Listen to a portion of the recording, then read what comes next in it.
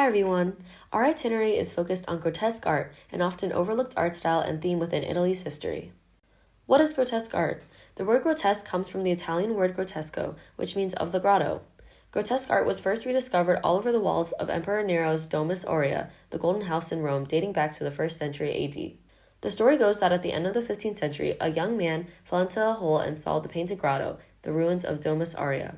Afterwards, the site was visited by and inspired many artists, including Raphael and Michelangelo, who were lowered in by ropes to explore the captivating decoration. Grotesque art featuring decorative foliage, mythical creatures, and odd human forms soon became a trend that swept Europe.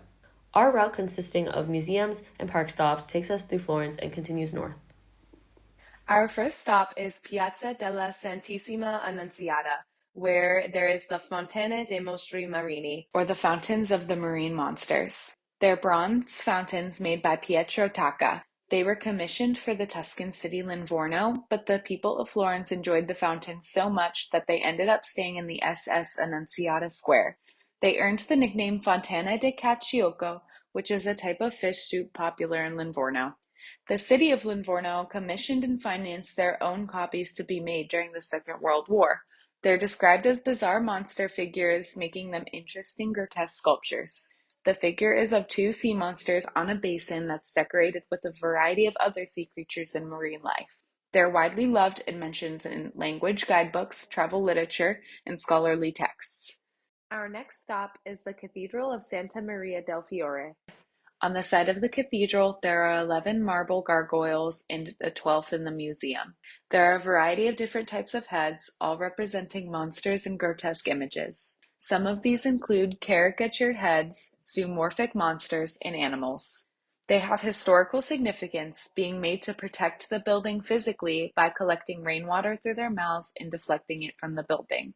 They also protect it spiritually, as it is said they ward off bad spirits. For preservation, they no longer function as vents. Some heads have myths and legends surrounding them, specifically the bull's head. Some people claim it was put there as a tribute to the draft animals that aided in the construction of the building. There are other stories that claim it was put there as the result of an affair, being made as a passive-aggressive symbol.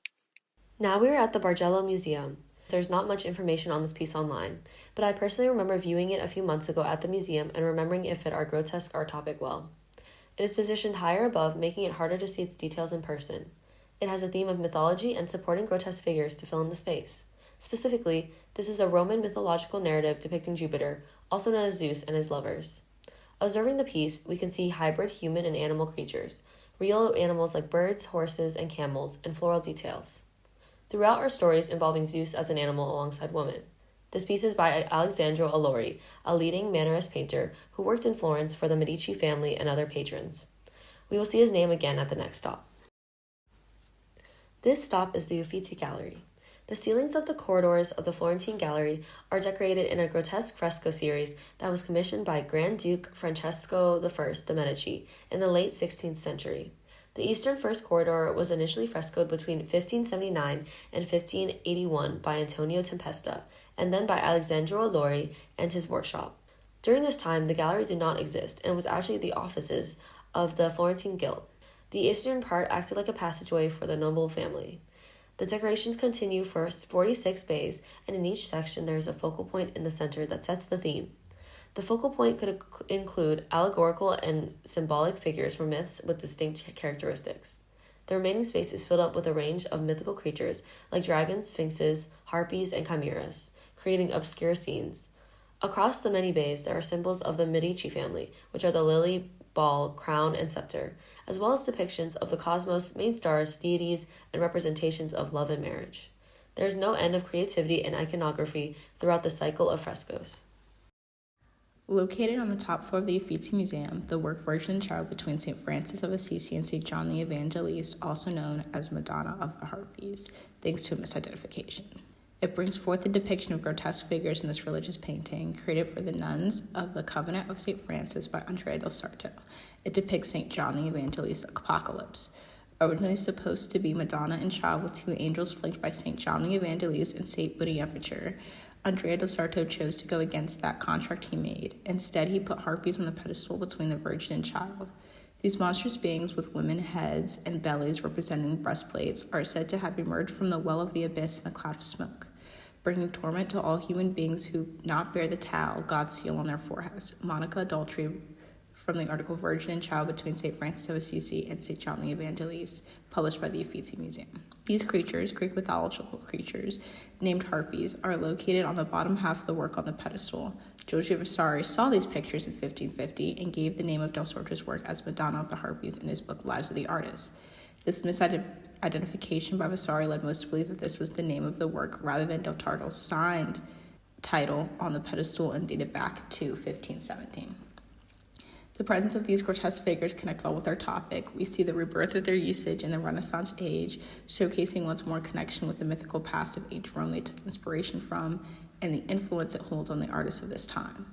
These figures often serve as a representation for a message the artist was trying to communicate.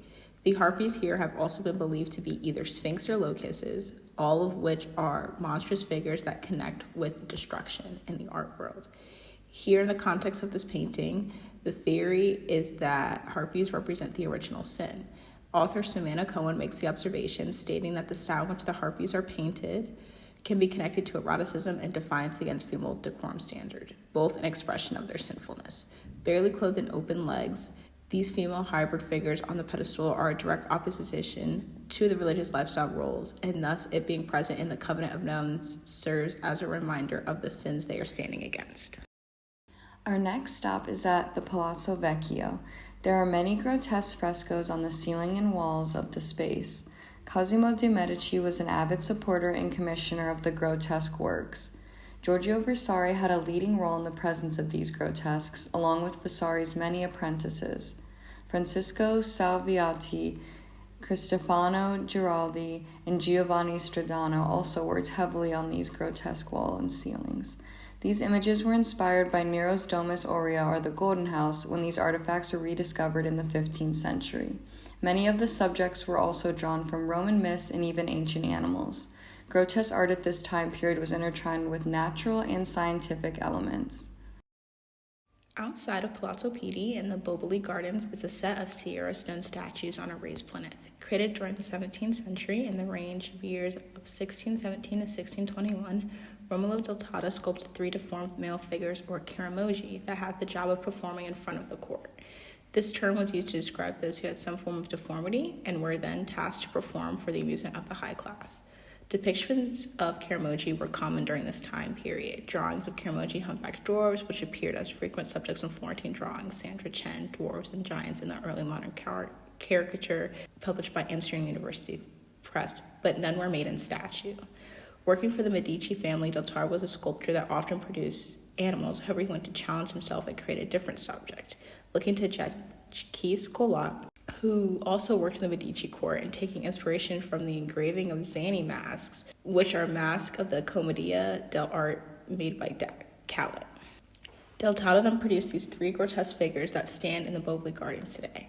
Zanni masks are used by the Commedia dell'arte, which is a type of theater that was performed to represent the lower class of society. The character was a representation of a clown or a stupid, incompetent fool drawn from the lower classes of society at the time. Zanni characters wore these masks over their full face with a long nose before it was later transformed to a half mask with an extended longer nose.